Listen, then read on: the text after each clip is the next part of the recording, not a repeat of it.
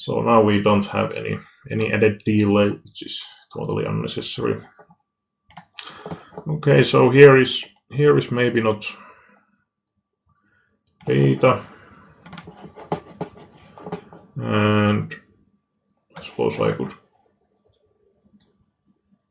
if someone wants to see my face, and I have the webcam in totally wrong position as well. Everything is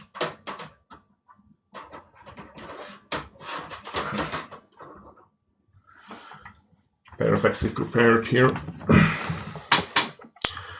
Okay, so we had some issues for some reason with the Skype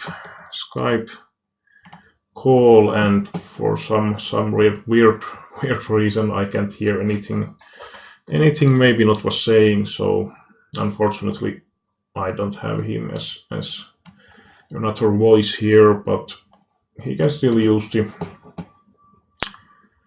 YouTube chat, and the live stream should be on now, so feel free to use the comment section. So here is all the data from the result side, and obviously it does look pretty nice overall, as with over 10% ROI, even if the games are on micro level, micro or small buy-in. Two-figure ROI is always pretty solid. But for this session, I'm more interested about recent games. So let's pick only this year data. So we have 600 games. It's not huge sample, but still something, because basically I don't want the old games screw the positional stat data and so on. So it's going to be a bit better to use the somewhat later data only. Okay, good. Maybe not this on the chat now. So in here, hopefully big enough, we have the positional report, and around 40,000 hands, which is somewhat decent. And we can see here PP/100 data for each position, pretty much. And when these are 6 max, it's actually only one position for each of these. So actually having only -5 EV result here from the blind is really solid, and these look as good as well. Overall 25/21 is pretty good looking. But let's go to the first more important part here. So race first. So when the situation is that everyone has folded and it's our time to act. So this is the first point I would focus on your game, that you can definitely open wider from late positions. So let's put the filter that we are interested about. Effective stack size between 20 big blind and bigger, so that we don't have really short stack data anymore. So 32%. If you look about Flopzilla, or you can use also the poker strategy Equilab for similar purpose, but if we look about 30% in general, what it's going to likely be, you are probably going to open all the AX, and any suited ace, probably something like, so now we have 32%. So I suppose my guess would be that your open raising range is going to look something like this. Maybe there's not king 9, and maybe there is something like that, but anyway, it's probably going to be something like this. And I would say that you can widen it somewhat, so that especially if you don't have data that blinds behind you are aggressive, and you are, as I've put the filter here, that you are over 20%, 20 big blind deep effective stack. So I would suggest, like, you don't need to go much wider, like king 8 off. You can add bit of these weaker offsuit hands, but more about, like, any suited king would be really standard open raise for me. And add this sort of ranged here. It doesn't necessarily need to go quite as this wide, but try adding a few more suited hands in the open raising range, maybe a bit more from in the offsuit hands as well. And this is kind of repeating thing on different positions as well. That you can go a bit wider from other positions. So if we look about raise first here from the cutoff 27%, well, going this wide from the cutoff is not necessary or even wanted, but you can definitely open bit more of, like, add some of these nice suited hands. Maybe you don't want to open every suited king, but still suited kings are pretty reasonable from the cutoff. But I wouldn't go really wider than this, or at least much wider than this from the offsuit parts. And then when going for hijack, you have 16%, so it's only going to be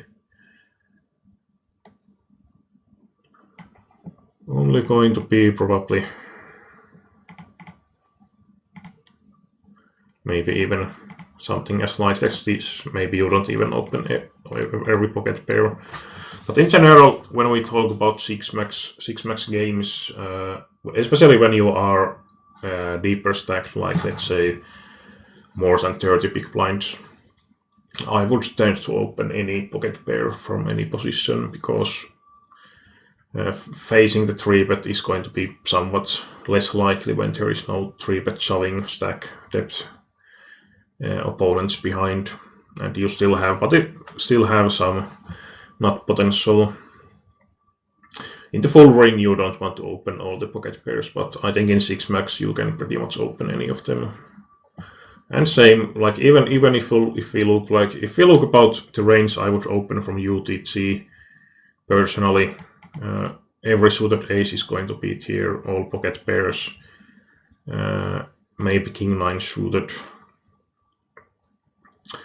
Well, ace 9 off is going to be the bottom of the offsuit hands.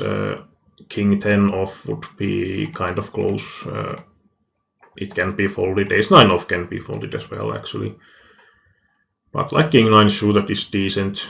Not necessarily mandatory, but possible in 10 some of these.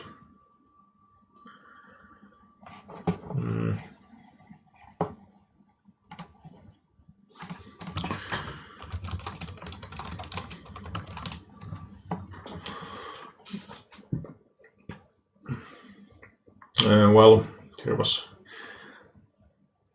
contact from the, maybe not that. We can try to use his phone as audio device. So let's try it out. Hi. Well, I can still hear anything. It might be that it's somehow on my part. I have to try it out with someone else, but for some reason I just don't receive anything at all.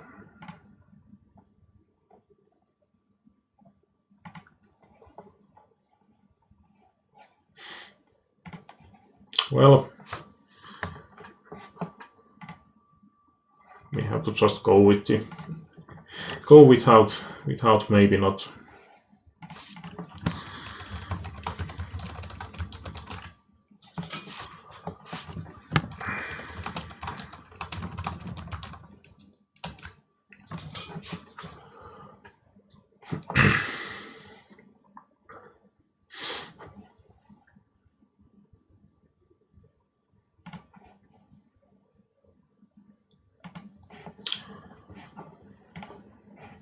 Well, anyway, I was talking about the UTG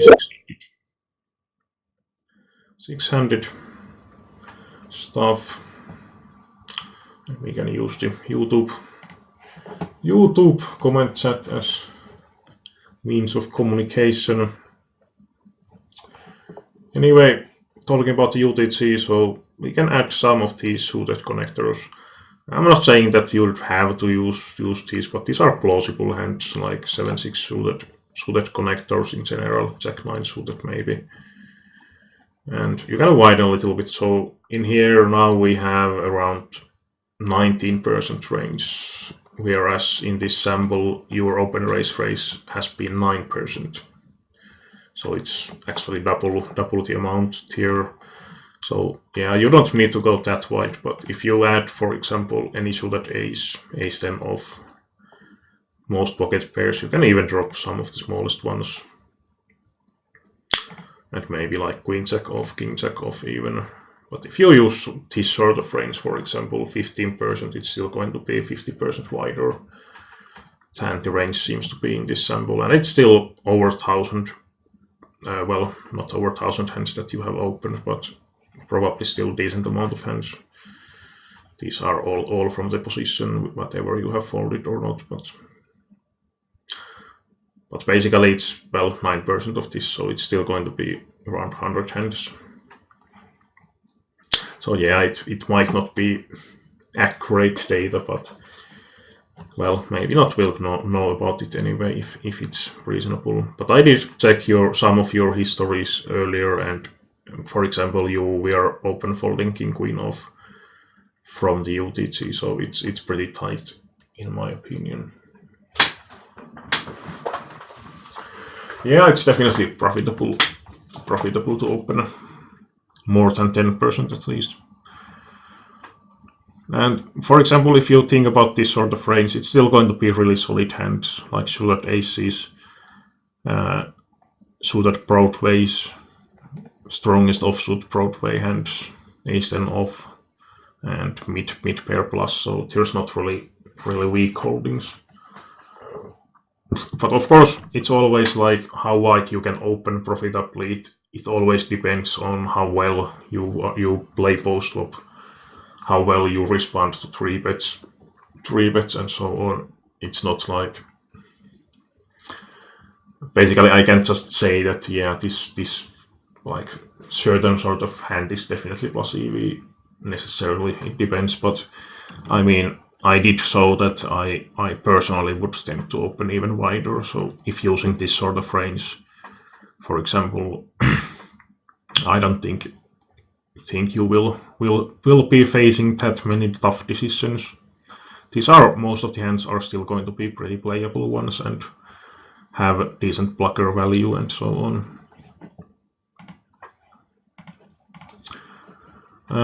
So that's about the race first part. When I checked your hand of some of the histories, I also noticed that you were using quite a lot of 3 big blind open races, and even though there are antes in use in PokerStars games, I think you can often go a bit smaller, like 2.5 pp from late positions especially. But even from all position outside of small blind, it's fine. In general, from the small blind, you want to be using bit bigger sizing because you are going to be out of position always. Yeah, the main point of those small pocket pairs, of course, like if there are a lot of calling machines, then you are less often going to be in heads up pot and so on. you won't get as much c-bet possibilities. But the main point of small pocket pairs in general is that you don't really, like personally, I really rarely end up making any multiple parallels as bluff with the pocket pairs, because they don't really have that much possibilities to improve. So it's often that you try to c-bet once, or you can just check fold, depending of the situation, the flop, and so on. But yeah, those can be a bit tricky to play. But at the same time, like especially if you are against the calling stations, when you do connect with the set, for example, then you can often get like any sort of top pair to pretty much stack off, or anyway call 3 street or something. That's one of the benefits. That's also a reason why limp calling might make sense, especially in soft tables, because villains are like limp calling small pocket pairs, because villains are so bad post-flop that they so easily overplay like single pair hands and so on. But in general, I'm not recommending limp calling from those early positions.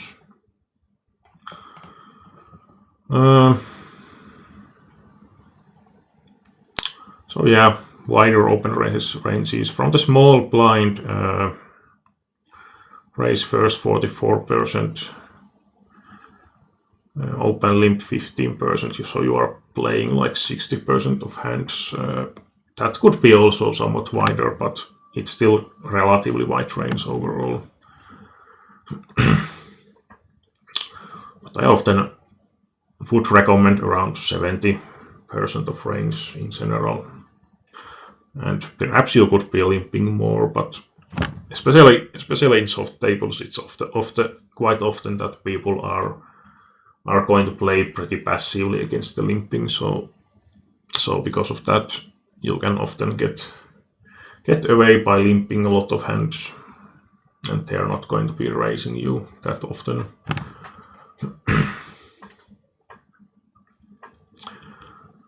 Call pre-flop. If you look about those, you're not really doing much of calling in general, which is okay, though I think these seems to be a bit too low. And then we get to fold to steals. That was actually the second bigger point that I was going to bring up here, is that your fold to steal from the blinds is extremely high. I think it was actually even higher if but we can keep that 20 to 100 anyway, stack depth. So in general 80% fold to steal. But let's check actually if I remove. I was remembering, yeah, it's around 80%, so it's really high from the big blind. Like if we think about good players in general, yeah, for example, let's say that you have hand like let's say king 5 off, some crappy offsuit ace, or some small suited ace, something like queen 3 suited. They are often hands that they are going to be profitable to play from the small blind, but the thing is that if you are against decent opponent that doesn't fold that much against small raises pre-flop, then he's going to call your raise off, and then you are going to be playing bigger pot out of position with not such a great hand. So the main idea of using the small blind, open limping in the small blind, is that you can play wider ranges, keep the pot smaller when you are in bad position, post-flop out of position. So it can basically make your life easier overall. But it depends on the opponent as well, because if you are against players that, let's say that you are against player that is going to be tight, then you are going to possibly make really good result by just raising most of your hands. So it's not absolute black and white that it's bad or good, but it depends on the middle lane, of course. You have a single opponent behind, so. But if he's sort of player that he's not folding that much, then definitely limping is pretty nice option.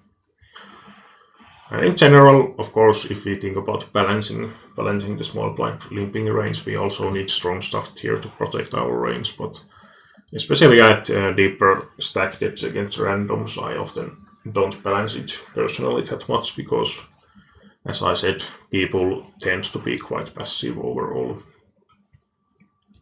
against small blind limping, so they are not going to make a lot of raises unless they actually have decent hand. But of course, this is also something that varies with each opponent basically. But anyway, for the blind steal, 80% of the big blind, it's really high. So you can definitely defend your blinds wider. So for example, as I was going to say before, that if we think about good solid players stats on this one, it would be something like 50 to 60% often. So they are going to be defending like double the amount of hands that you are, at least. So you can definitely be calling much more against open races. And from the small blind, it's kind of a different story, that calling, because you don't have quite as good price, and you also have the big blind behind you, the calling option is not that great, and because of that, many players chooses to go more to fold or 3-bet direction. But still, like 94% here, it's still going to be pretty high, or really high, that it's often going to be still, even for the better players, it's going to be like 85 or a bit over 80%. But often the style is going to be that people are 3-betting or folding, and you can definitely have some flatting range, but for those reasons that you don't end close the action, and you don't have as quite as good price. And also the thing is that, let's say that for example, someone raises, let's say that its button is open raising, you call from the small blind. So what is the situation now? The one thing is that you don't show that much strength against the big blind. So he might think, which is often the case in this situation, that big blind can 3-bet and expect small blind players to fold extremely often in general, because he's not going to often have that strong range when he flats. So the problem is that when you call from the small blind, big blind can still 3-bet against you. And then you also have the problem that big blind has extremely good price to overcall behind you. And then on the post flop, it's going to be that you are the first to act. You check often. Big blind is going to check often, and then goes to the pre-flop aggressor. And when he c-bets, or if he c-bets, you have the problem that you are in the sandwich position, so to say, which means that you have to worry about the button c-betting, but also the big blind behind you. So also for that reason, it's kind of a tricky spot often.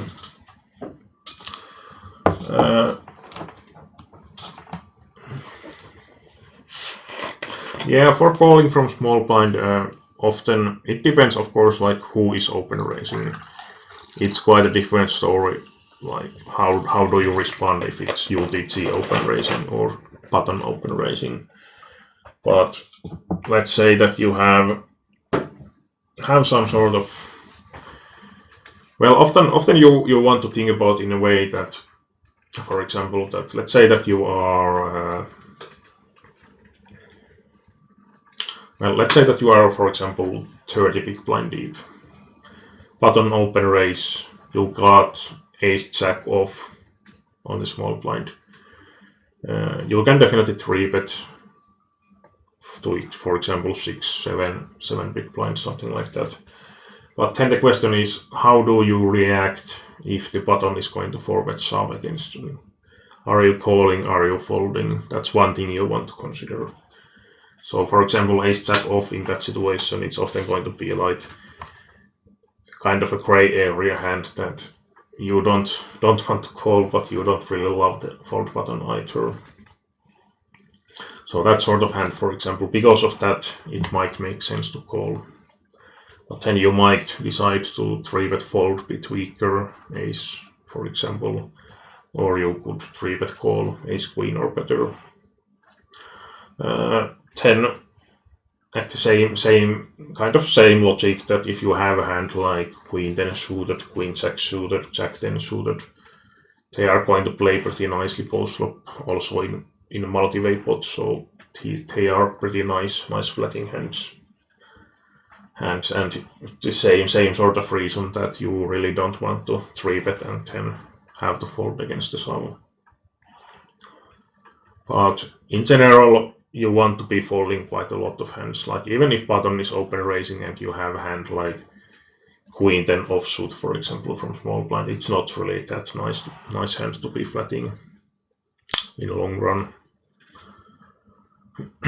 So mainly I personally flat from the small blind some suited connector type of hands, sometimes mix in the 3-betting range.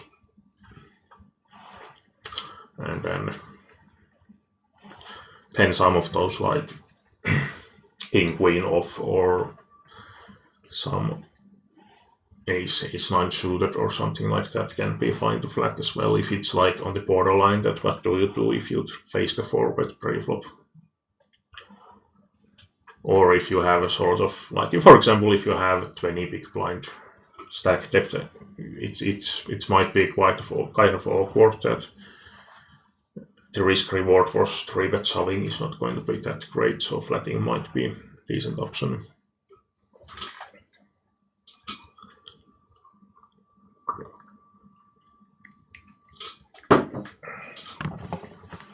So yeah. Also we could play a bit wider here.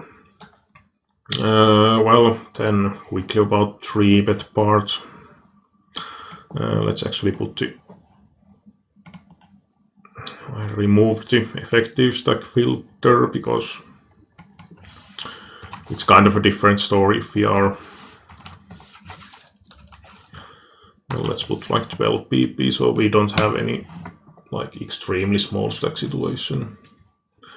Yeah, I'm going to show some examples, at least from the big blind defend part.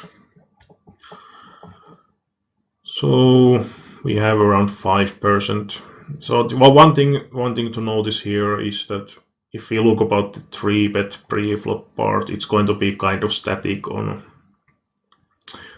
all positions basically, which is not obviously optimal, because if you are in hijack, for example, here 4%, and you have basically saying 3-bet from the small blind, obviously it should be somewhat bigger on the small blind, because you are going to face action from later position, open raises and wider ranges, so you should react by 3-betting wider. And from this it would seem that you are probably not going to have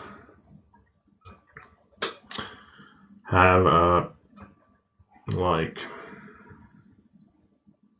pretty much any light sort of 3-bets, and you are probably going to be open folding quite a lot of hands like ace 10 off and king jack and such. That could be pretty nice 3-bet folding hands as well. But yeah, let's then go for the pretty much the same range. So, and if we can look about like what does 4 or 5% range means basically.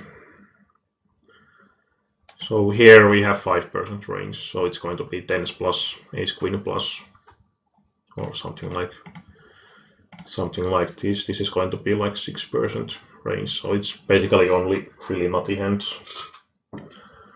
So there is no lighter or like re-steals in your game, pretty much, from this sample at least.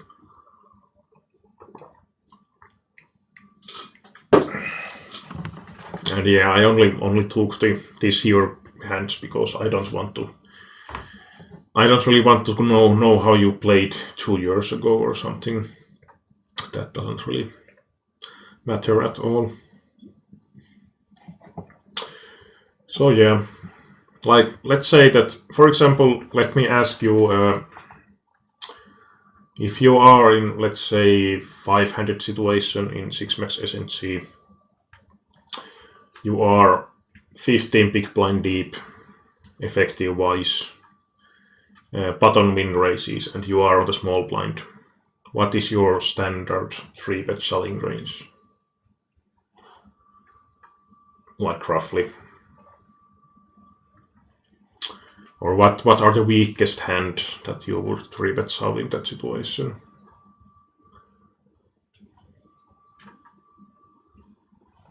Now we would would be nice to have that speaking possibility, but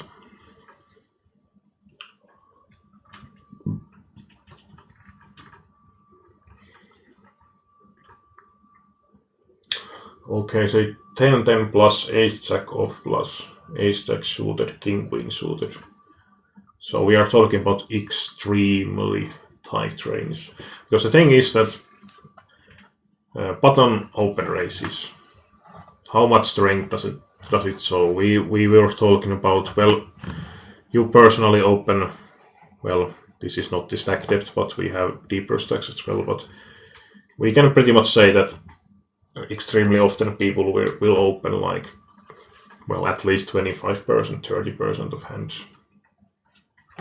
So, like, if I'm against opponent that seems to be at least somewhat active so far, and that's the situation that we are 15 big blind deep, and he's open raising from the button, so I can expect that he has decently a lot of hands at least. So if we think about what my default range is going to be, I'm going to be 3-bet solving any suited ace, any pocket pair, not all the offsuit aces, maybe like ace-9 off plus. I don't personally love to solve these crappy offsuit aces that much, but they can be reasonable, especially against if the opponent is more aggressive and he might be too loose, then we might even want to solve any offsuit ace, but that's not my default style necessarily. We might add like ace-8 off. Then I would solve pretty much any suited Broadway, at least king queen, king jack off, maybe queen jack off, king 10 off. These would be more of depending, but maybe sometimes solving, sometimes not. Some of the suited kings at least. And 10 of them I would add some of these suited connectors that even if the opponent calls, hand like 8-7 suited against some sort of ace-jack is still going to have roughly 40% equity. So they are pretty decent 3-bet shoving hands as re-steals. So it might be something around this area. So it's around 20% range. So that's the. If you have Hodden resources calculator, you can also analyze those pretty nicely. That I actually don't have this license active at this point, so I should reactivate it. But anyway, it's pretty nice tool to. Or I think it's possible also in Icemizer if you have that one. You can put open raise range for the opponent and what sort of range is he calling, and then you can see the profitable shoving range. But anyway, this should tell something that. But if we again look about range that would be sort of I would say mandatory to shove, it would be something like this in the scenario that button is min raising 15 big blind effective, and there are no big ICM concerns either.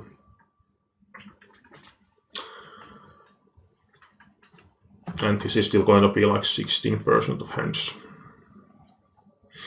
Because the thing is that, for example, these suited aces, the nice thing is that they have the blocker to AX that is going to be usually big part of their open raise and calling range.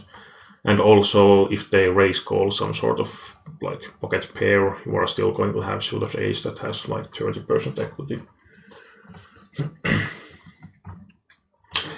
Yeah, of course, it depends.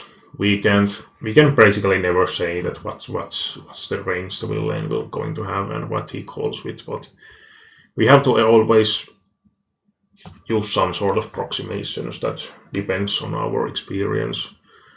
And of course, if the people in your games are going to make extremely like loose raise calls, then you need to have range weighted toward value. But even if that is the case, then having like 5% 3-betting range is still going to be too tight. You can likely 3-bet sub for value wider and hope they call and make profit.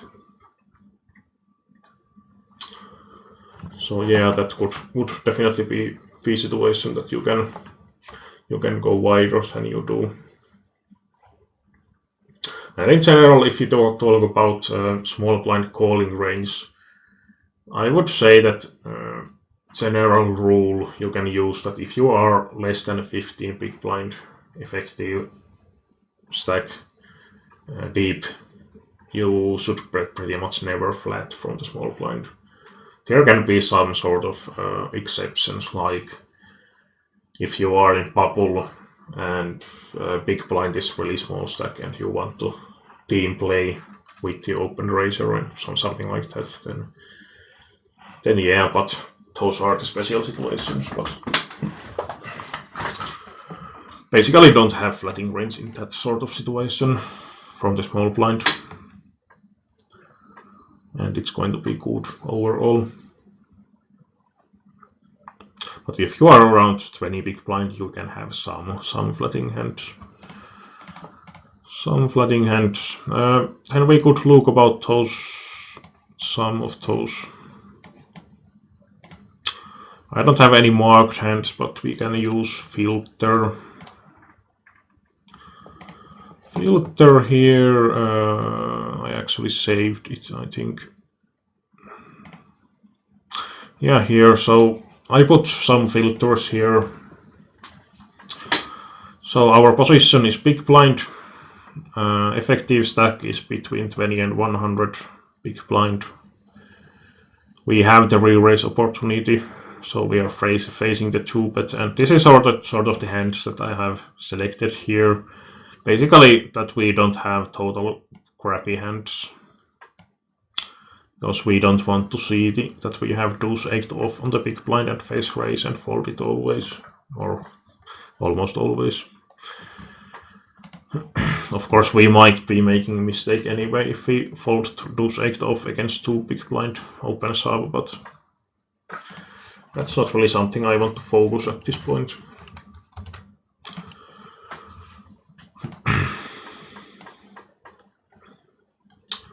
So we have some hands here. Let's make this a bit bigger. Well, I have the HUD here. Basically, it's just going to be hand amount 10 VPI BPFR.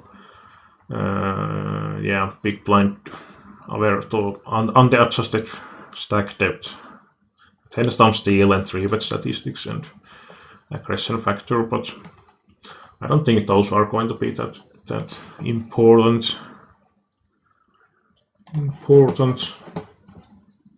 I have to actually think about that, what I had on the HUD, because I have been playing so much on the Unibet recently that But here, of course, against 4 big blind open, our options would be either open shoving or folding. Calling is not option. Villain seems extremely active, but I think for pocket 4s are a bit. We can't expect too much fold equity, but something like pocket 6s, pocket 7s, I would personally shove here often because he still seems so active from the stats.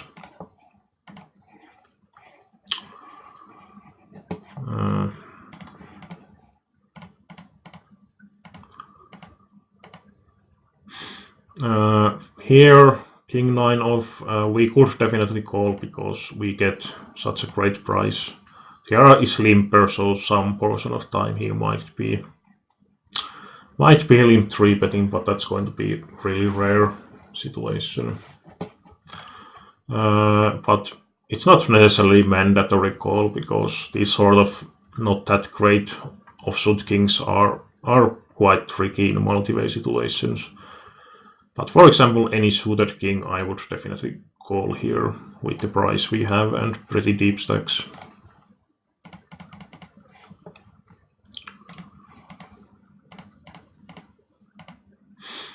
This is sort of special situation often that we want to have a relatively tight range because in general when small blind is going to raise against the limpers, they often have quite tight range. So I would definitely fold here. But still, if we have some sort of solid hand like let's say king jack, we can definitely call here and play from position. But I would keep pretty tight range in general against small blind in this situation, unless I have a read that villain is going to be much wider than usual in that scenario.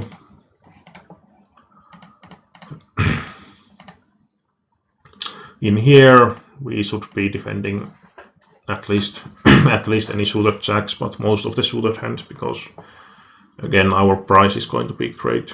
And of course, like this is again like what it's kind of a different story, of course. Like if we think about what some really good players should be defending and who is going to play very well on the post flop, and then if comparing against someone who might not be that competent on the post flop part, it's different story. But like still these sort of decent suited hands should be defended because we have such a great price, 7.9 to 1, 11% of equity only needed. But again, if you defend this sort of hand,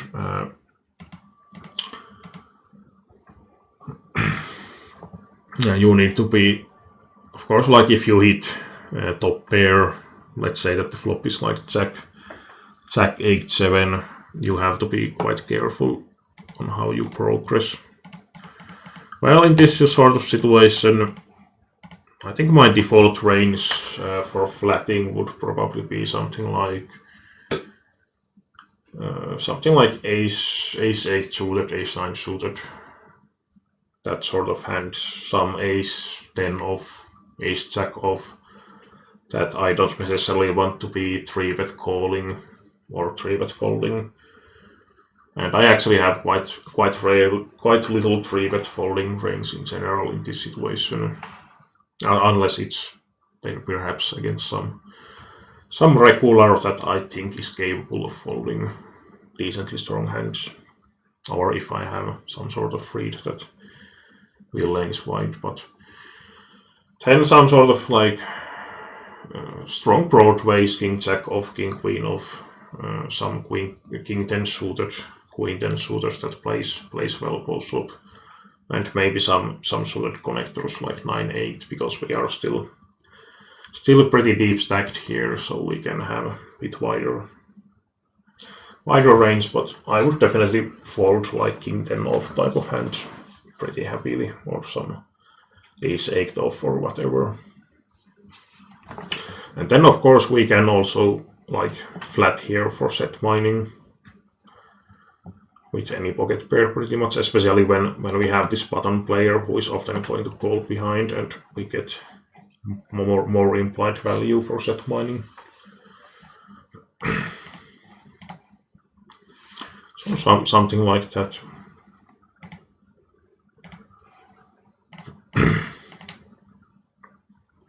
Well, here I would fold personally as well, but this is again like if the villain min raises, we could defend this sort of hand as well, but not necessarily mandatory perhaps, but it's something that is plausible.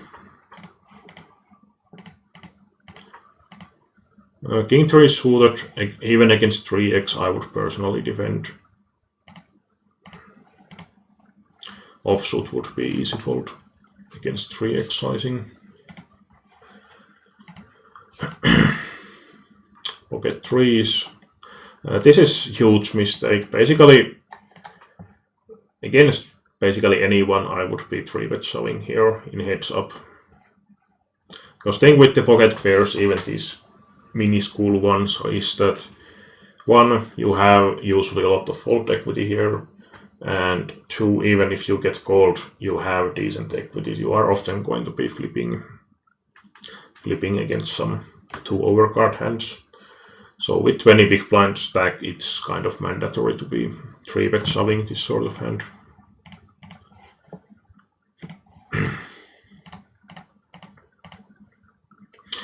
Well, this is actually kind of awkward. Well, I would fold here probably because this sizing is so huge. But again, if the villain had used more standard, like 2.5 pp or something, then this would be clear defending spot. Yeah, any pocket pair here is going to be 3-bets out. Basically, you can mix in some trap flat calls with big pocket pairs, but you can't really fold any pocket pair.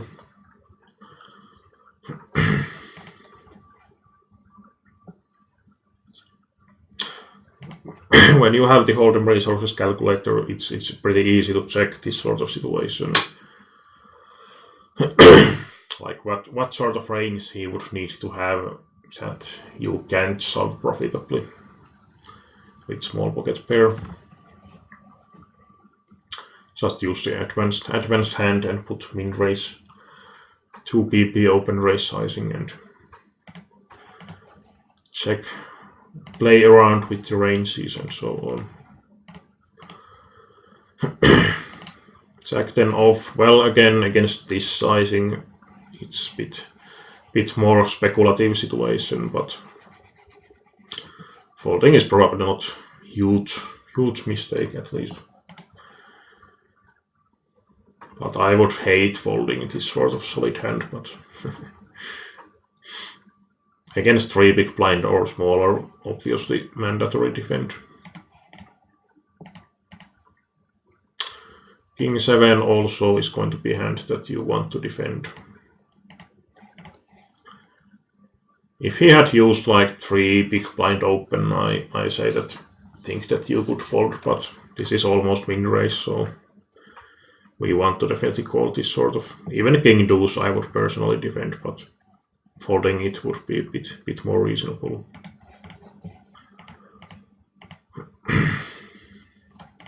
And this one is pretty nice to defend in a way. This is also a situation that when we look about the stack depth, it's actually a situation where I would fold way more than usually because, or well, it depends on the villain of course. It's when we are even stacked against the other big stacks, it's also a situation where we can basically 3-bet shove really wide if the villain is raising small wide. But this hand plays post-flop really well, so I would personally defend here by flatting most of the time.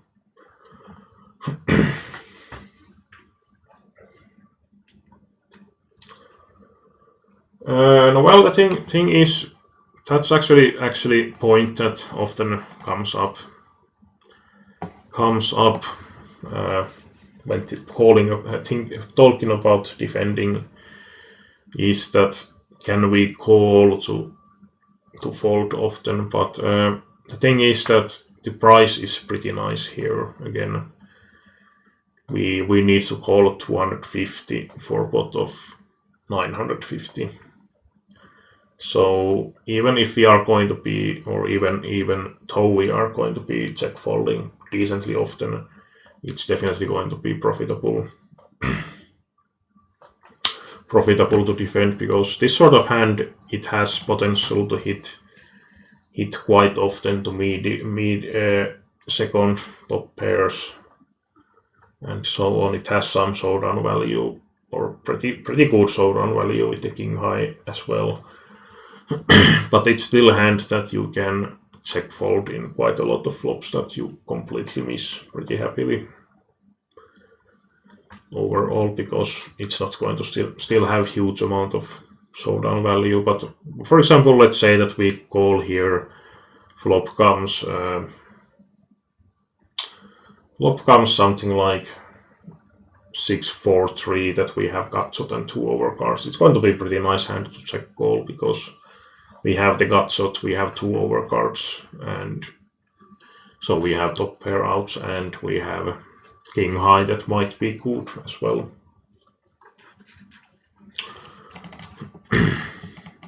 And the thing is that it's still capable of flopping pretty strong hand. Like if we hit the top pair, it's going to be a hand that we can even play for stacks. And if we call here 250 and have to check fold the flop, it's not going to be a big problem. We still have like 4400 behind. It's not an issue.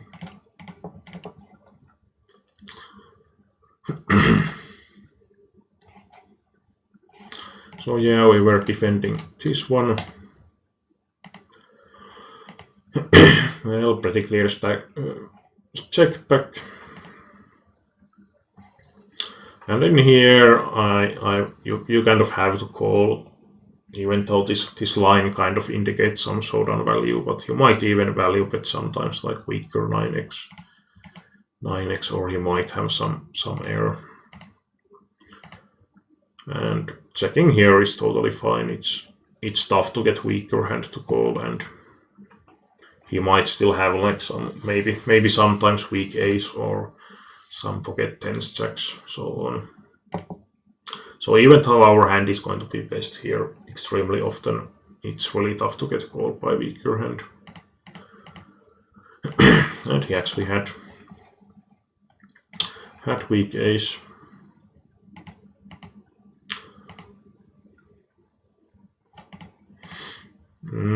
Well, this is probably the same game actually than the previous hand. This is actually a situation where this guy seems to be pretty widely open raising, so we could even 3-bet shove here and put huge ICM pressure on the mid stack. But I would at least defend by calling here, or 3-bet shove. Those are both fine options in my opinion. But it always depends, of course, on the villain. That if he's the kind of player that keeps raising you and you keep folding to him, then he can have pretty. I mean, if you are keep folding him often, he can still have white range, even though against good players this is quite a bad spot to be raising white. But anyway, but this is good example of free steal possibility. Because, well, you can. One way of analyzing situation is that if you put yourself into villain shoes and ask that, what sort of hand range would you raise call if you face 3-bet shove in his shoes? It's one type of way to analyze the game situations, and basically villain should be ISO in raise calling something. I think something like. Basically, he shouldn't even be raise calling ace king here because of the ICM. So it should be only like pocket 10s plus or something at widest, pretty much. Maybe he's going to raise call a bit wider, but it should be really tight range. Of course, that sort of thinking logic depends on the villain. But for example, this guy 29/21 seems sort of freaky at least. So yeah, he's going to fold most of hands, and also the point in this specific hand is that one is suited, so it's nice that you have few extra % of equity if he calls your shove, but also it's going to be pretty unlikely dominated, because well, ace king might be hand villain is raise calling, but any other king x should be raise folding if he raises it. Sometimes, of course, he might be total fish and raise calls king jack or something, but then you can give the note to the villain that he does stuff like that. And also the nice thing is that if the villain is raise calling like pocket queens or something like that, you still have suited hand with overcard, so you will have decent equity anyway. So yeah, folding would usually be my last option here, calling or 3-bet shoving. King queen, we are probably not folding, at least this can be flatted or shoved as well. Basically both has good and bad sides.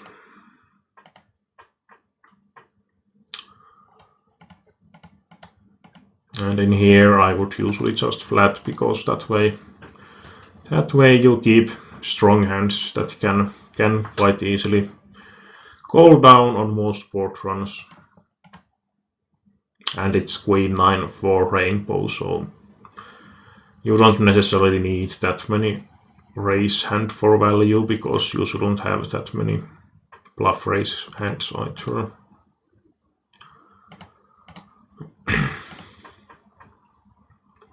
And in here, when we lane check, you have the best hand, like almost always, and you can definitely bet call as well.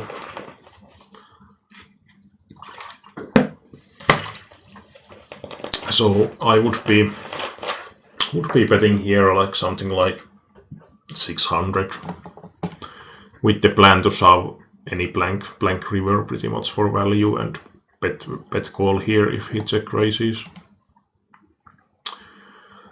And the thing is that you can still keep some of the weak queen x in your checking range here, so you will protect that range as well. Well, that is the card you don't want to see. But the thing here is that you are still going to be really high in your range, so even if he bets here, I would personally call often, unless maybe if he goes really big, I might find the fold, because we have some AX in our range as well. But now that he checks, what would you do now? Let's ask your opinion. Do you check back or value bet?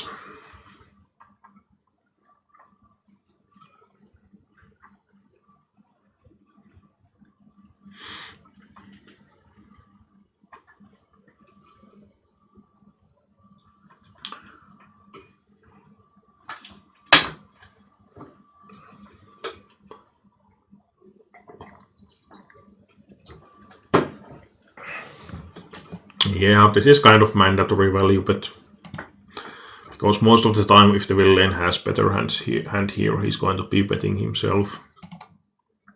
And we can definitely get call from sometimes weaker queen x, some 9x, pocket jacks, 10s type of hand might call. So I would also bet, and small sizing is good, because we can't really pump this, because then we get too many folds, but it's just so likely going to be the best hand that it's kind of mandatory. And we probably lost value here. I think there was good chance that villain was going to check call the turn or check call the river.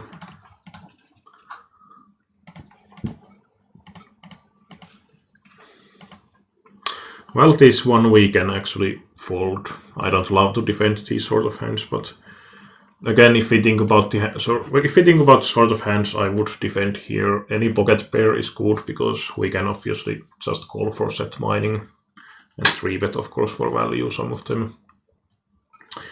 We can call, I would call even hand like 7-6 off, for example, 8-7 off and stuff like that.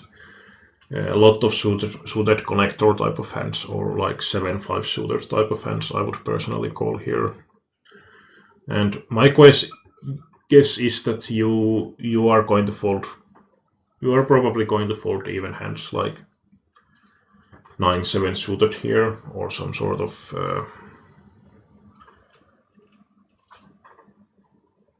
like maybe even check them off, or what is your opinion? At least from the part that you are folding so much from the statistics, my assumption would be something like that. So these are sort of situations that we can defend pretty wide, because again we are getting 4-1 pot odds. But the thing is that why I said that this sort of hand is fine to fold. The main reason is that this is not that playable, we don't have any connectivity, it's offsuit. And these guys also have a lot of better king x in their range. So even if we hit the king x flop, we are going to be dominated quite easily. So that's the reason why I don't mind folding. But the thing is that if we have hand like 8-9 off, for example, it's going to have both connectivity, so we can flop some straight draw straights. And so on. Well, you have to consider here that the sample is only 9 hands that we have here, so it's not doesn't really mean much that it's only 11%. If we have a really like tight opponent raising and we have stats that he's tight, for example, that we would have 300 hands on him, then yeah, we can tighten then somewhat. But the point, even against the tight opponent, is that if we have some sort of some of those suited connectors, like 7-6 suited, for example, it's still going to have the potential to hit really strong hands, and we are still going to be like 40 big blind deep here, well, almost. So it's still going to be pretty potential hand to call. You just have to remember that he probably has the tight range, so if he is going to c-bet and you only have like bottom pair or maybe middle pair without pretty much any chances to improve outside of 5 outs, then you can just check fold a lot of those situations against decent c-bet sizing at least. And yeah, I mentioned pretty wide range of hands that I would personally tend to defend here, but again, I'm not saying that from this point on defend that sort of hands always or something like that, but just consider that what sort of hands you are now defending, and you can try to start widening from here. And I mean, the results we watched earlier, that you only had -5 big blind BPs, that's 100 from the big blind, it's extremely good. But the question is that, is it mainly because how soft the games are and so on? So it doesn't mean that there wouldn't be space to improve. But of course, like when you get over 10 like for example over 10% ROI, even in the soft games, it does tell that you at least have the basic foundation of the game is in good shape. That was pretty horrible call from the villain. So of course, if this sort of raise call is standard for the villains in these games in a lot of situations, then you want to mainly 3-bet shove for value hands. There's not that much with sort of weaker stuff. Yeah, this is standard defend. Well, Here you can actually go either way, check raising or calling are pretty reasonable. But in general, how I would tend to respond is that because the thing is that villain uses pretty big sizing, so if we never check call with top pair or better, it will weaken our check calling range way too much. So we definitely need to have some of top pairs in the check calling range, otherwise he can just barrel us off or just barrel with all sort of stuff and put us into really tough situations. So usually I would just check call here personally. This is probably misclicked because folding top pair is never going to be good, pretty much. But that was probably some sort of misclick.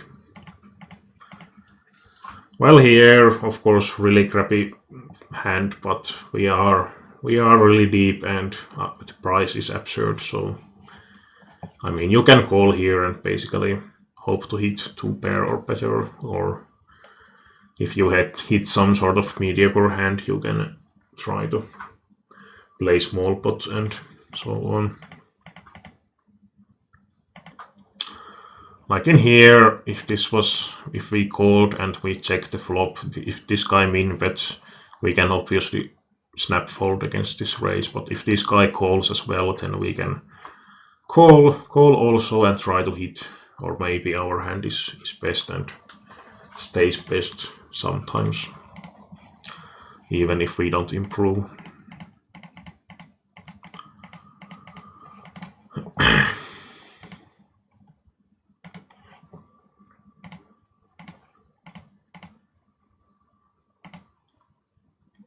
While here against 3x it would be standard fold.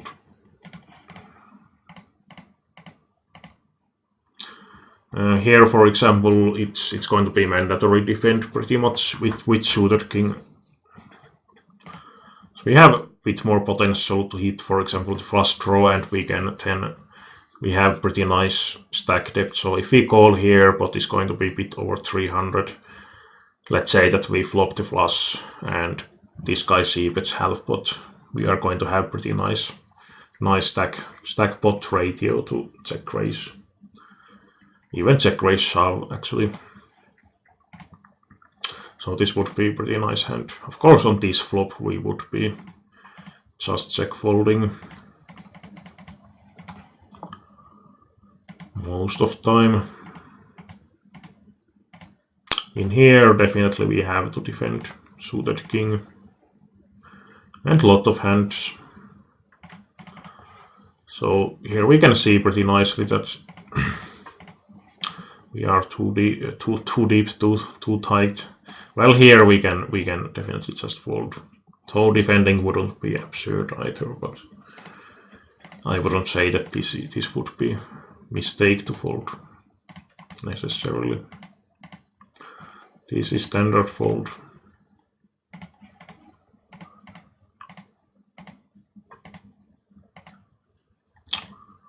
Yeah, this one we have to check call. How about here?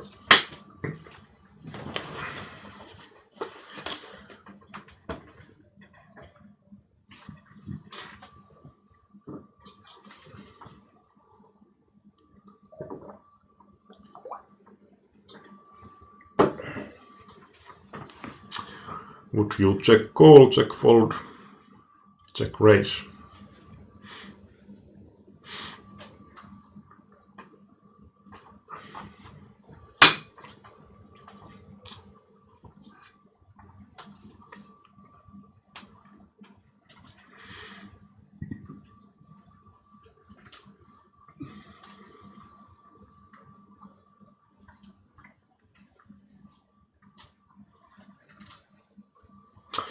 So basically, how to analyze this situation? As always, you want to think that how many cards improve your hand. And yeah, there are 2 flush draws, but you can still count basically that you have 4 outs to straight with the gut shot and 3 outs to top pair. So seven cards will clearly improve your hand into potential, at least potential check call or check raise hand. So that will give you like 7 outs, so it's going to be around 16% of equity. And also you want to think of that your hand might be the best one here. Sometimes if you hit the 4 it might be good, but you can also just check fold it. Okay.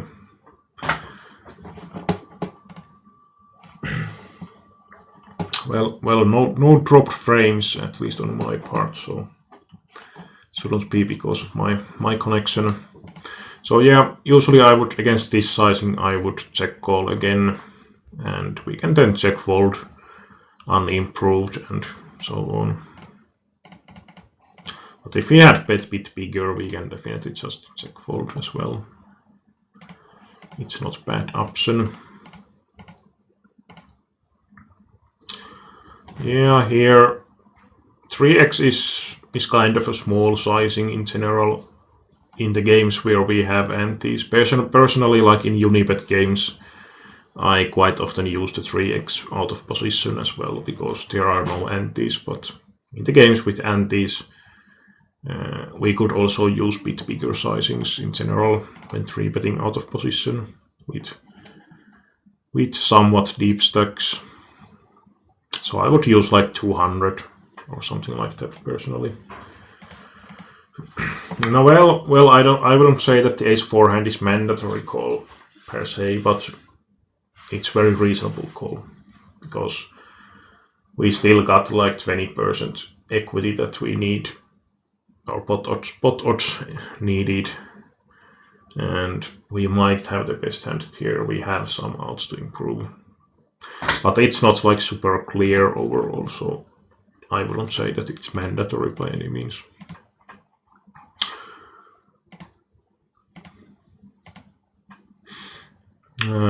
Well, we don't really have time to talk about post-op bet sizings that much, but thing here is that this guy seems wrecky. So let's talk about like basically how you want to analyze situations, whatever you are doing it after session or during the hand, is that think about the sort of range villains open raising here. When you 3-bet again, make some sort of assumption that what sort of hands he might be continuing here. He seems to be quite wrecky, so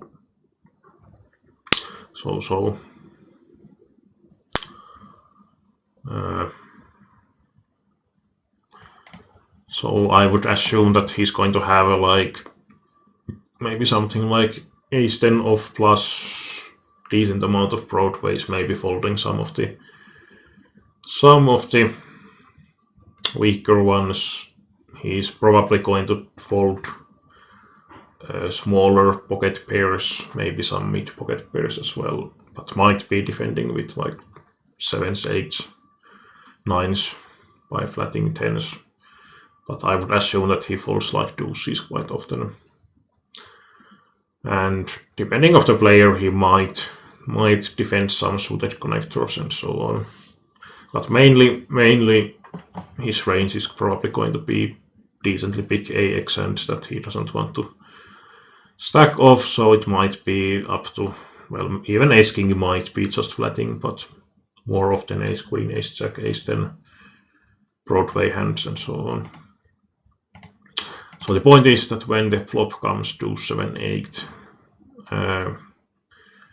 how would you say that this is going to hit your range or villain range? Like, is it likely that you have, or either of you have top pairs, 2 pairs?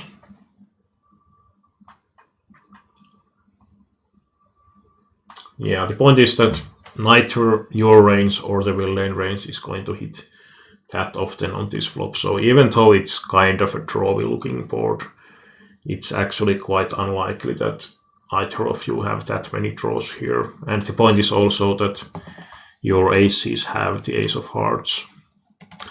So even if the ace your heart comes, it's not that bad for your hand.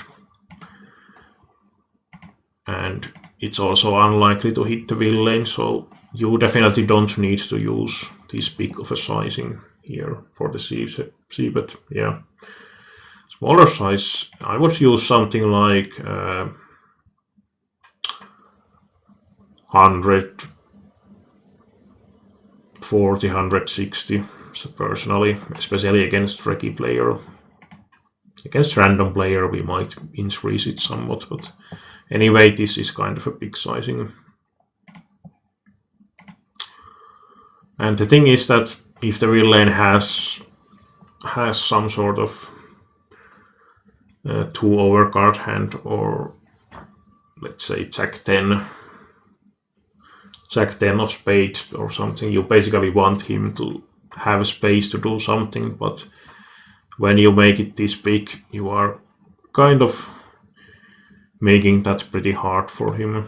And also the thing is that when you have weaker holding, like let's say you don't really have the like 3-bets probably from the big blind, but if you have like ace king here and you see that you get somewhat cheaper by using smaller sizing if the villain does do something. But yeah, the point is that he's going to hit really rarely here anyway. And it's also a reason why we can get the pot down quite often with smaller sizing also, and not invest as much.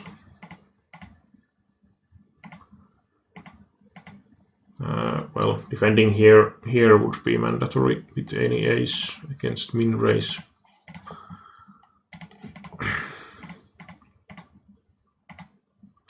This would also be hand I would definitely defend.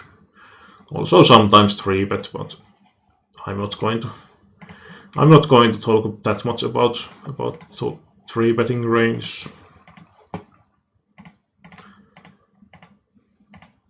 And this is sort of hand that you can also fold, but if you call here, you can basically try to hunt for 2-pair or better, but the thing is that hitting 2-pair, we can actually use the Flopzilla for that. If we take hand like king 4, and we, yeah, it's actually, yeah, clear. So we don't take any flop here, so it's random flop basically. So we can see here from the statistics that hitting into 2-pair is going to happen 2% of time. Well, basically for any hand. 3 of a kind is 1.3. So basically, if we look about these hands, that how often we hit into 2-pair or 3 of a kind, it's going to happen like 3.5% of time when we take the full house or quads. So it's going to happen extremely often. So just basically calling and hoping to hit 2-pair or better is not that potential plan. You are much more often going to hit, like in here, top pair. It's going to happen 12% of time, and then you are going to be mainly on the king x flop, wondering if your grabby king is good or not, and that can bring a lot of problems. But even if the odds of hitting something is really small, of course you can speculate that if you do hit the 2-pair or better, your implied odds might be enough to invest 30 chips here and so on. But you can definitely fold this sort of hand. But if it was true that I would definitely defend it here.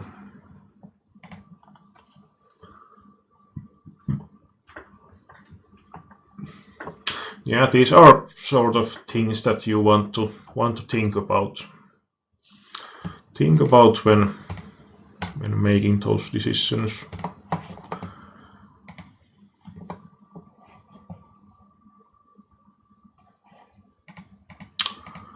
Yeah, and that's like always the why like 7-6 can be the better hand to defend from the big blind compared to crappy high card hands like Queen 7 or King 5 and so on. You are going to be less often dominated. This, for example, is pretty easy defend. We can hit decently good top pairs. We can hit some straight draw straights, strong 2 pairs, and so on. Of course, on this flop it would be easy check fold.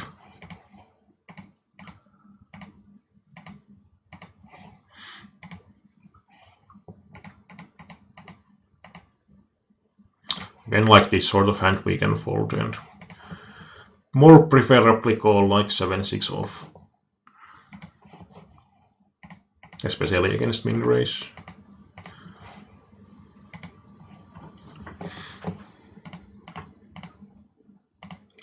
Well, against normal sizing I would defend, but when he makes it over 4x, and well, for example here we can say that the villain is tight, definitely 700 hands and 8% BFR, so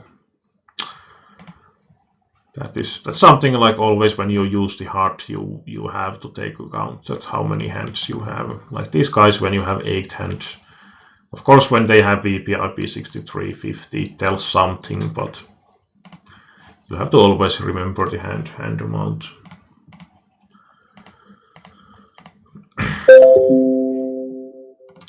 Some YouTube notifications popping up. In here, well, we have tight opponent, but the price is really great from position with suited king. So even though he's tight, I would definitely defend against min raise. We call.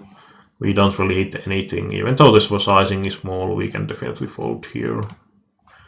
If there was one heart, we might try to call, or might try to call and see if he continues betting and so on. But when we don't really get anything, we can fold, especially when considering that his range is probably quite strong.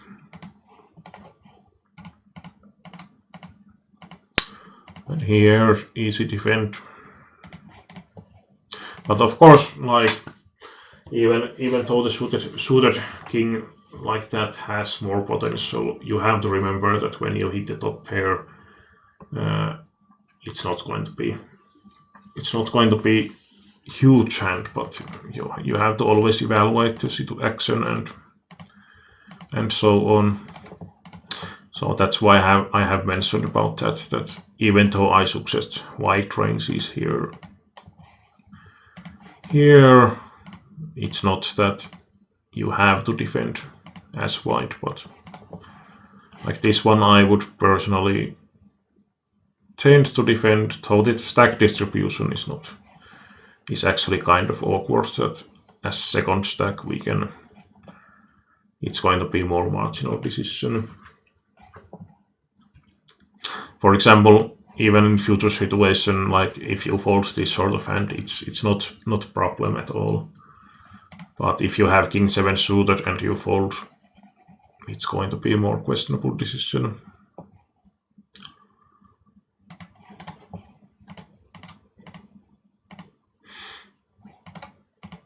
And for example here, I would definitely defend suited queen.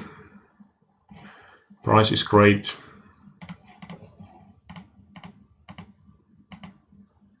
This is mandatory defend as you do. And well, I could actually talk about a little bit about big blind 3 betting as well, because like the situation is totally different compared to small blind. That if you 3 bet in the big blind, you kind of have to take into consideration that calling is often really cheap option. So it means that you don't want to be 3-betting, for example, this sort of hand usually, but you want to polarize the 3-betting range. So by polarizing, I mean that you have the sort of value range here, whatever it's going to be, something like that. And then if you want to have a balanced 3-betting range, you can add some of these sort of hands, for example, that are clearly 3-bet bluffs, but I'm not going to go more about that.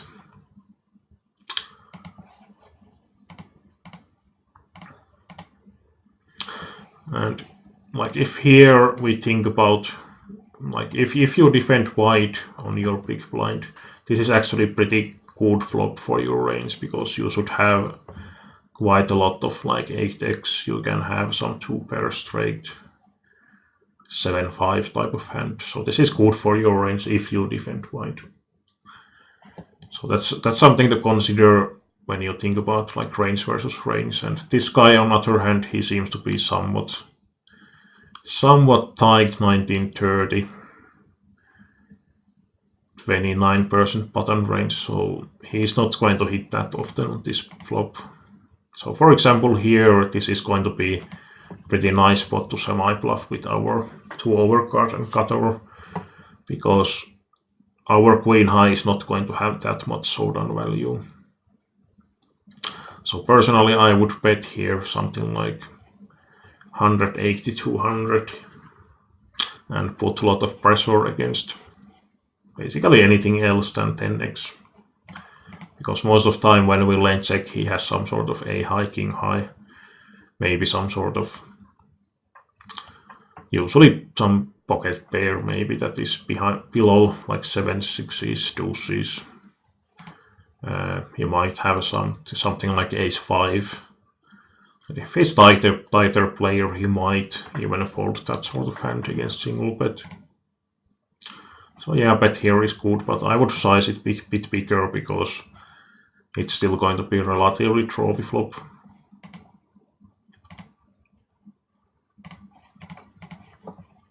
But it worked out.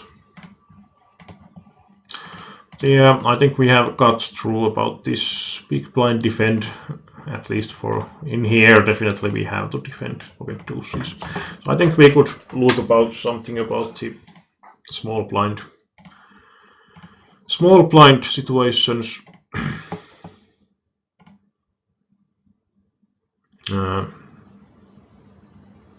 Yeah, well, we could actually keep that facing 2-bet stack depth.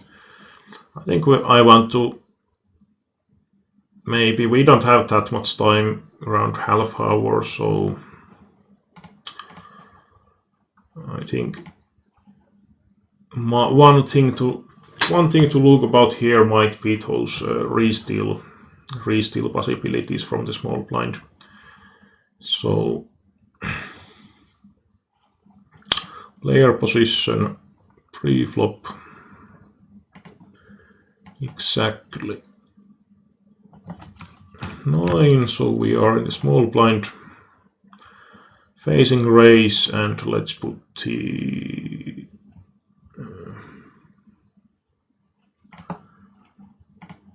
pre-flop effective stack depth, something like, let's say 10 to 20 big blinds.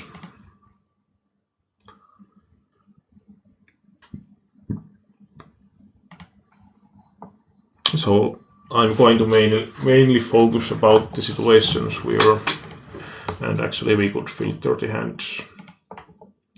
So I'm not taking that much about situation where we could possibly 3-bet small as like 3-bet, because I don't think we really have time, and basically 2 hours is pretty limited time. So if I try to talk about everything in 2 hours, it's just going to be total mess. We have a lot of content on this 2 hour already, I think.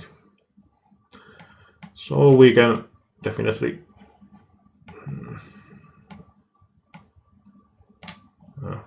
oh, this didn't update right away. Yeah, we still solve situations, something about those, because like you only had 5%, I think, if it was with the stack depth. We could actually check that one as well, but if we look about those standard free still solve situations, so let's pick some solid sort of hands here. So if let's put this one, let's save is it's very still small blind still shove. So this is something that if you are using PT4 or probably holding managers has something similar, you can save these filters, so when you sometimes later, for example, some sort of analyzing that you might do often after the session, you can save it here and then just reuse it quickly, and you don't need to do everything every time. So if we check quickly about the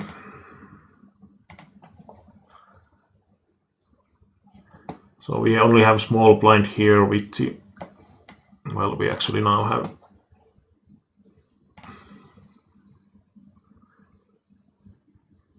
well, we can actually kind of use this sort of that you are only 3-betting 28% of time with the solid sort of free still hands that I sorted here, but let's remove that anyway.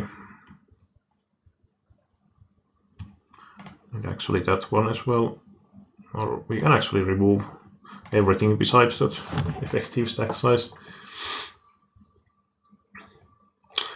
So we can check here that our 3-bet range, so there is not that much, like 6.5, 9%, 7%. So as we saw before that it was like 5% with bigger, so there wasn't really, it was that static range that you only 3-betted. And it seems quite similar here as well. So let's use the remaining 20 minutes or so to go through. Now we can just take the SP restill sub filter and use it.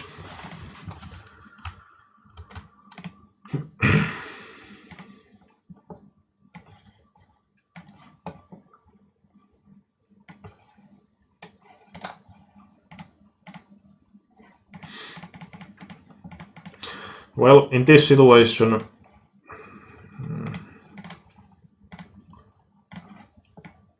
let's move that here, for example.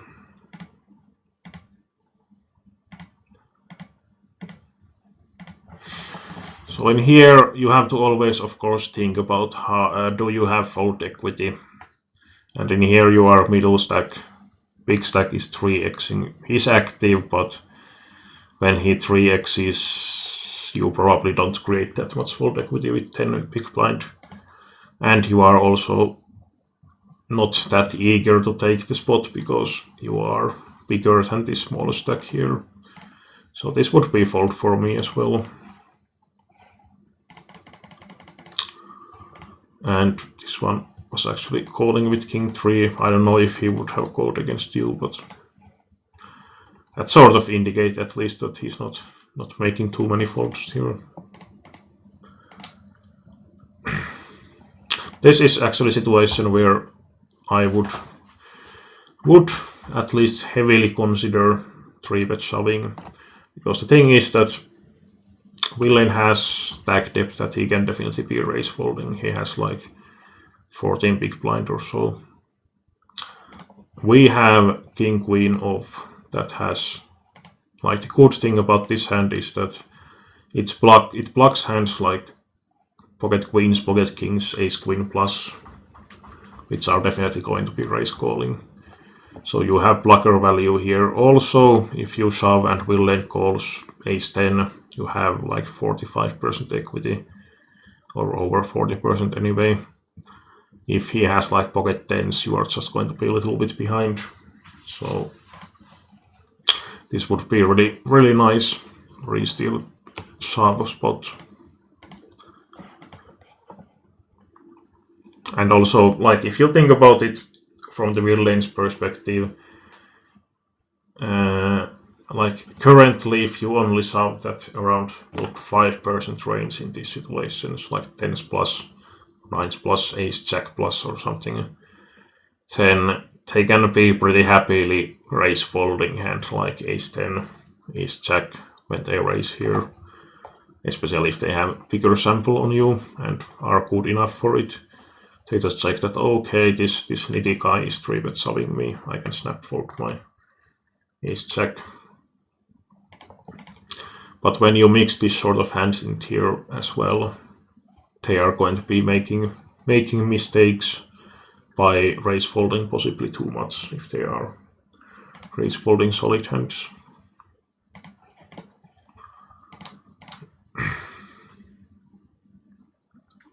This is again situation where we can definitely consider shoving. We have pretty active looking opponent who is also chip leader, so he might be putting pressure. Also, if you look about this guy, he's 37/4. So it's unlikely that this guy is going to 3-bet. And also, you are tight player. So if I would be in the button shoes here, checking that, okay, I'm chip leader, I have really passive guy on the big blind and really tight opponent on small blind, I would pretty happily raise like 40-50% hands on the villain shoes. I'm not saying that this guy is, but he might still be pretty actively raising. And again, this hand is nice, and it doesn't have blocker value that much, but the thing is that it has equity. Like if the villain is raise calling ace queen, you still have 40% equity. And this is kind of situation where, as I said, around 15 big blind deep, you don't really want to have any flatting range pretty much on small blind. So this might be a decent hand to flat sometimes if we were deeper, but not really with this sort of stack depth.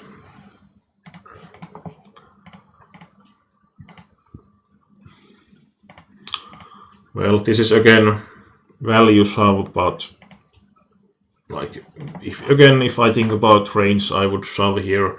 One thing to note here is that the villain is min raising against pretty shallow big blind, so it might mean that he is less likely to be min raising total grab. Though at the same time, we have 90 hands on this guy.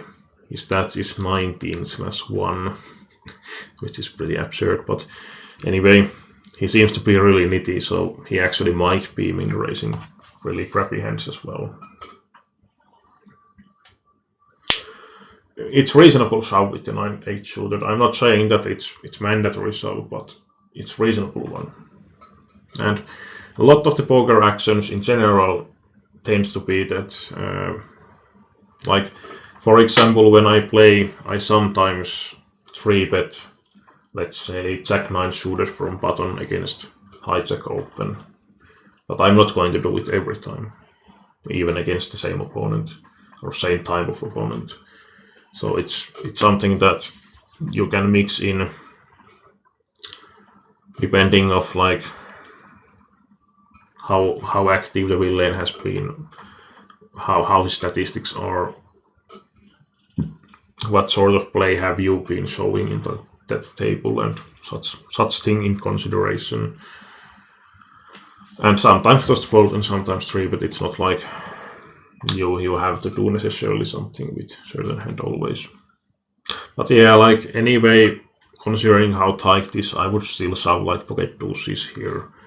I would probably shove any suited ace, like king jack off plus king 10 suited or something like that, queen 10 suited, because this guy seems pretty active villain.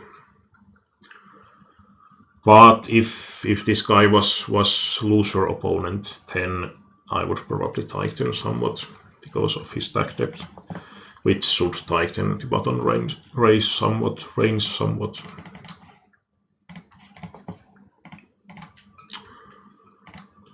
In here, well, now we have much tighter looking opponent, 80 hands, 25/8. Also the hand is not quite as premium. Like, well, King Queen is going to be a bit better. Also he's racing against relatively short stack villain, so this is much weaker spot overall to be 3-bet shoving. You might do it sometimes. So this is actually, yeah, it's not. I was somehow reading that we had 2,400, but yeah. But again, let's take a moment here that if we actually had 2,400 here, well, I don't know against this guy, but if this was more active guy, we might use this sort of hand as 3-bet to 600, around that, maybe a bit more, like 640 or something, and fold if he shoves. So we could use this sort of hand as 3-bet folding hand because of the blocker value, and if he flats, we still have decently playable hand. But as I said, I don't want to talk about too much about those small 3-bet hands in this point because we really don't have time for that. And yeah, folding here is pretty standard, or mandatory pretty much.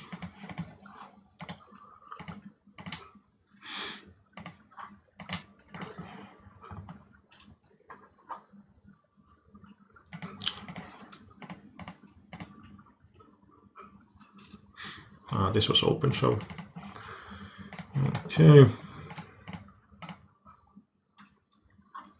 Well, this one we should be pretty much ISO shoving. If you think about this guy, he's shoving 5 big blind.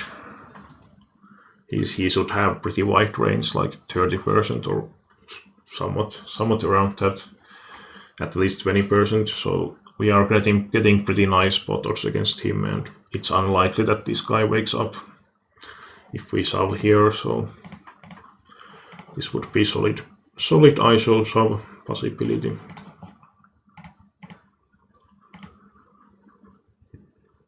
Well, this is actually a more awkward situation because this guy, when he min raises, he knows that big blind is never folding, and also thing is that if you shove here, this guy is never folding, or let's say that he's not folding 95% of time or something.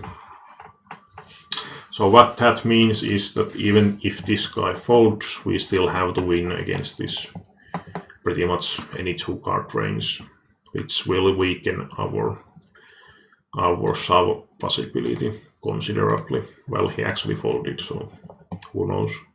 Who knows?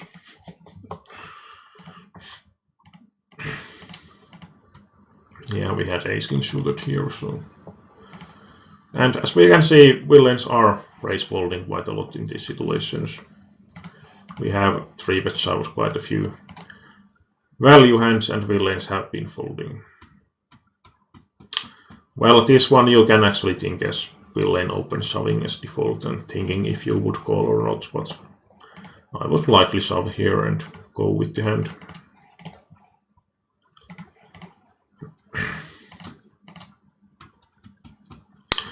We actually face limp here.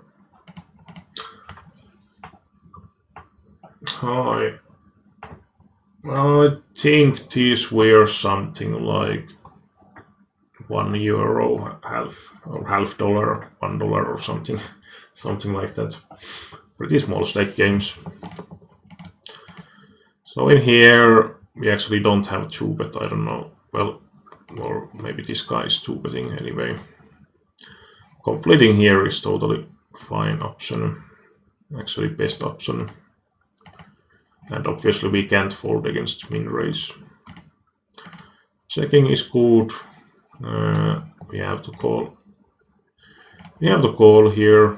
Well, I suppose raising wouldn't be absurd in a way, but it's kind of questionable if we can raise and stack off profitably.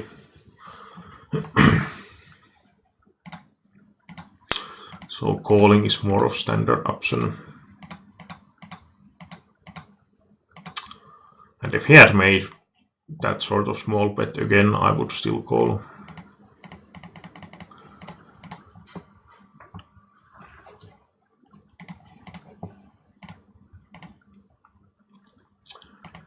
And this is also really standard ISO shove, which hero does. And we get call from behind, so we probably need to suck out, which we nicely do.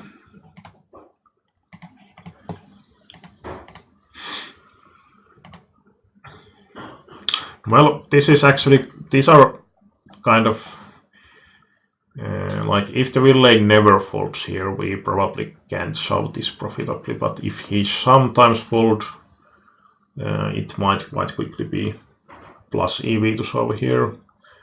So this is actually kind of gray area spot, I would say.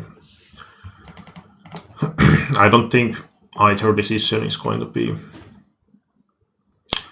much in either direction, because the thing is that this hand still, like even if we barely ever get him to fold, this hand still has a lot of equity overall. So but I would probably kind of crying fold often here, assuming that he's not going to fold that often. And he does raise call against this guy who is a bit smaller than us and had solid hand.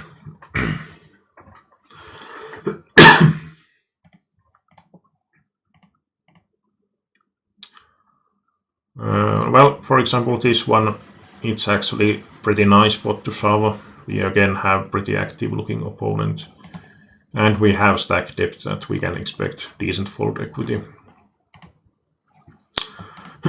So I would be shoving here most of the time.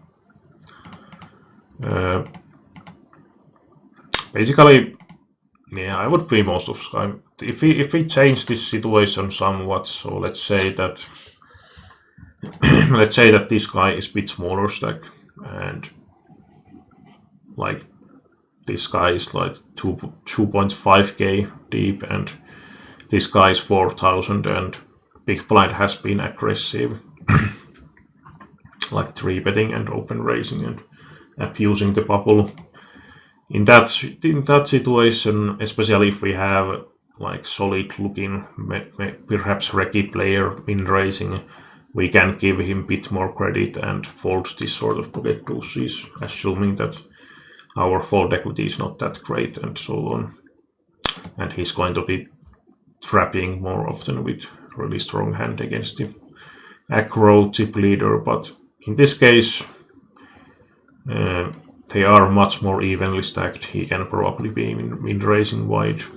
Depends of course on the history, but as default I would be shoving here and taking the spot.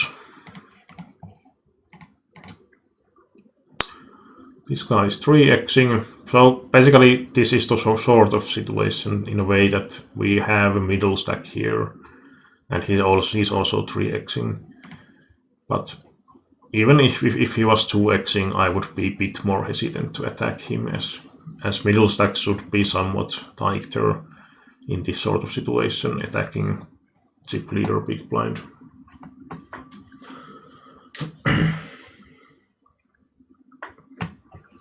Yeah, that's also kind of thing often, that when people are 3xing, you often have somewhat smaller fold equity. Of course, if we did talk about somewhat decent opponents, the thing is that usually you don't want to change the open raise sizing, so it should be the same pretty much always, but in that stack distribution situation at least. But of course some people are changing the sizing, and usually bigger sizing means bigger hand or stronger range. So yeah, there are, for example, in this spot, bigger sizing, we probably have less fold equity, and also he's open raising as clear middle stack against clear chip leader, so that would also be the reason to be somewhat tighter.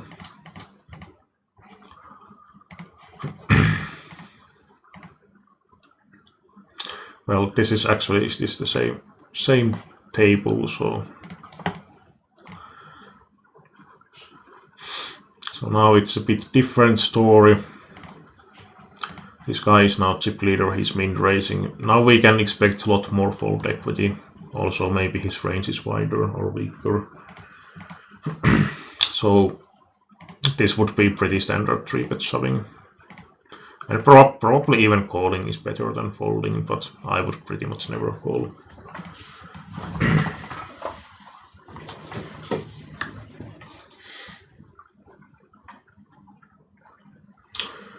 Well,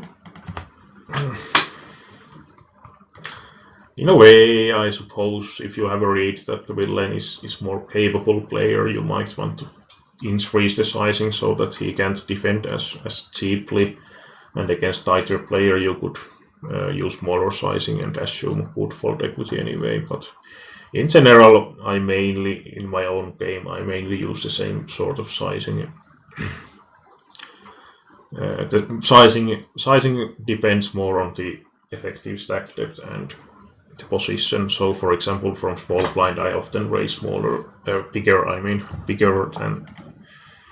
than from other positions because you have the positional disadvantage. But I would say that this, for example, is pretty much mandatory 3-bet shove spot. Like basically, if you don't 3-bet shove this, you have pretty much zero non-value 3-bet shove hands. And basically, what it means when you don't use this situation is that you are more often going to end up in situations where you are the smallest stack on the bubble and you are the one that is going to die on the blinds. Of course, in the softer tables, it can work in a good way also that, like for example, these guys might collide wider than they should, so by being more passive, they might drop each other out more often. But especially when you are moving into higher buy-in games and player pool is going to be a bit tougher, then that sort of things are less likely unless they actually run into strong hand versus strong hand situation. Well, I haven't played in stars in a few years pretty much. It's Yarpek, and if you look about the Dark Scope results, they are not going to look that great, but please also consider that there is going to be 6 figures rake back in that sample. I played at Supernova Elite in 2014, and the run wasn't the greatest, but I still made pretty decent post rake back result from that year. Well, Ace King is obviously. I have been playing in many sites, like currently I mainly play on the Unibet, as you might know if you have watched my other videos, but I have also played like Party Poker, iPoker, MPN, probably some other as well.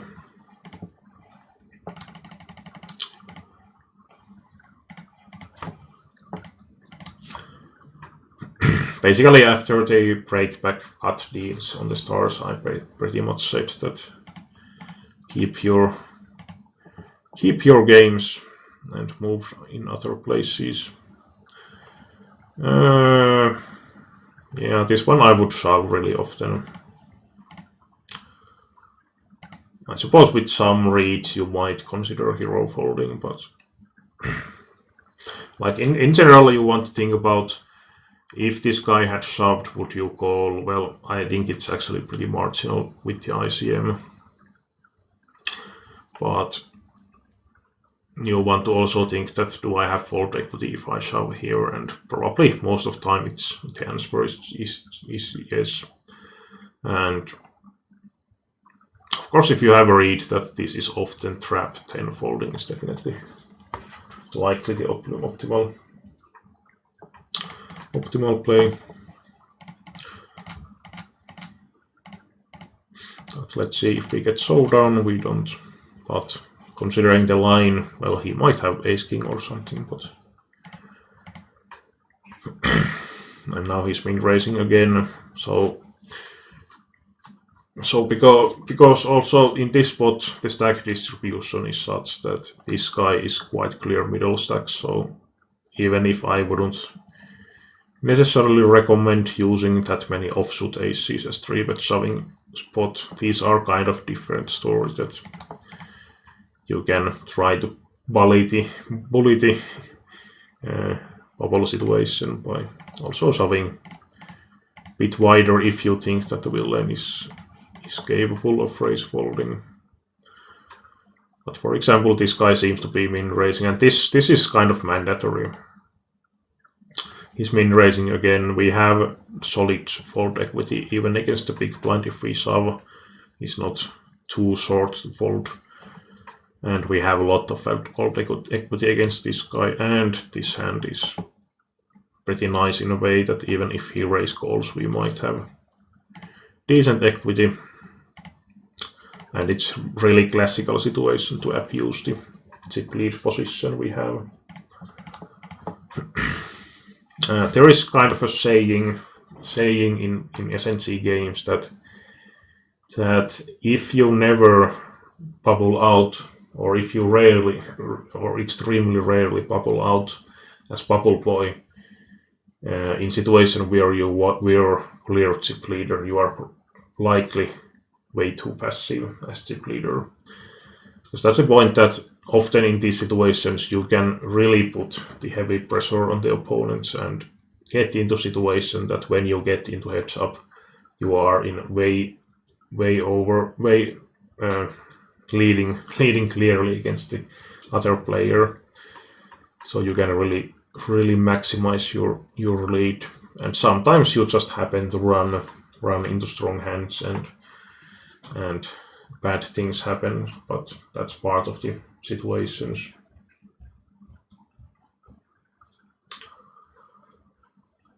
Yeah, it was mainly about because, well, I made some stupid things on the year I played the Supernova Elite, so and I also run around $30,000 below EV that year, so it was still around 35,000, I think, on the plus side post rakeback, but anyway. So well, let's say for one thing about that. Basically, what the main problem was that I played too much on the end part of the year when the games were most tricky. So basically, I was too lazy on the earlier part of the year. So I need to rake big time on the last months, and then when you play, let's say $60, $100, some $200 games that are extremely wrecky, and you also multi-table them like 20 tables at a time, your game is going to be pretty robotic, so it's not the toughest opponent against the other regs. So it's kind of a recipe for disaster, and combined with bad run, it didn't look that great on the pre-rakeback result, but it was still decently positive year overall. Yeah, like if I had run on the EV, I would have made almost double the amount from the year, so it was kind of nasty. But yeah, we have had 2 hours now, so the main point I would suggest, for maybe not at this point, is that widen those open race ranges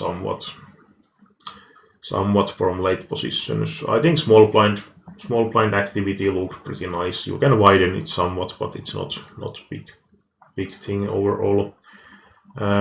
So widen the ranges.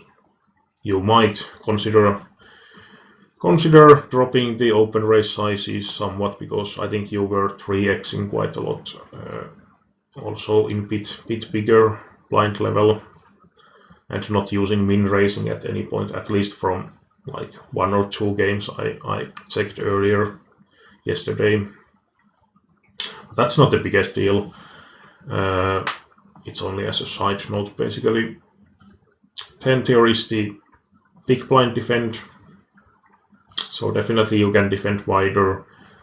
Don't go overboard with that. So I have talked about defending really wide ranges, but as I said earlier, don't go too wide, because if you likely have some leaks on the post-op side, so defending extremely wide or really wide or much wider will also bring new situations post-op, which you are not used to. So widen somewhat, but not too much, and get into those tricky situations, because that's the way to learn. And then post 10, for example, to poker strategy forums or so on, and ask opinions. And yeah, lastly about this 3-bet stealing, I would say those are the 2 biggest problems. You don't really re-steal, and especially for late stage shorter stack situations, it's actually a pretty big thing in SNCs. So use those suited aces, smaller pocket pairs, especially for 3-bet shoving when the situation is good for it. And defend a bit wider, big blind. So blind defense is the main thing, and open race range is a little bit, but I don't know, like, you weren't like really tight in the open race department either, but you can widen it a little bit. 2.5x, 2.2x for every position. Well, my style usually, though I'm playing on the, and basically without ante on the Unibet, but basically in stars with the antes, I would say that at like first blind level, for example, you can use the 3x from early positions like UTG hijack, but then using 2.5x from like cutoff or button would make more sense in general, even in the first blind level. Then in the first blind level from the small blind you can use 3xing as well, because when you raise you want to make it more costly for the player in position in general. And then when you go, let's say effective stack wise, when you start to be around like 30 big blind or less, you want to mainly use even min raising or a little bit over, like 2.25x at most, from late positions or from any position outside of small blind. In the small blind you can still use like 2.5x, bit bigger again because of the positional disadvantage. But that's pretty much it. But that wasn't the biggest problem, obviously, but just smaller thing to note. So I think with these advices,